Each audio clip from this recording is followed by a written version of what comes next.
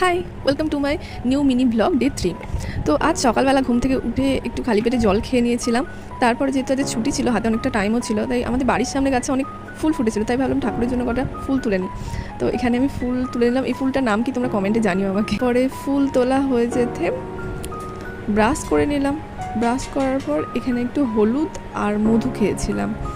তারপর আর কি বাইরে যা রোদ, একটু সানস্ক্রিন লাগিয়েছিলাম, বাড়ির মধ্যে ছিলাম বলে অল্পই লাগিয়েছিলাম। তো তারপর এখানে আমি সকালবেলা লাল আলু পোড়াতে দিয়ে গিয়েছিলাম।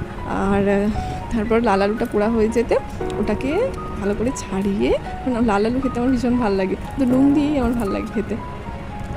এটাকে ছাড়িয়ে নিয়েছি, তারপরে একটু চাট মশলা দিয়ে তারপরে খেয়ে নিয়েছিলাম। তারপরে ব্রেকফাস্ট করেছিলাম, সেটা আর ভিডিও করা হয়নি। তো এটাই, তোমরা কে কে লাল আলু খেতে পছন্দ করো জানিও।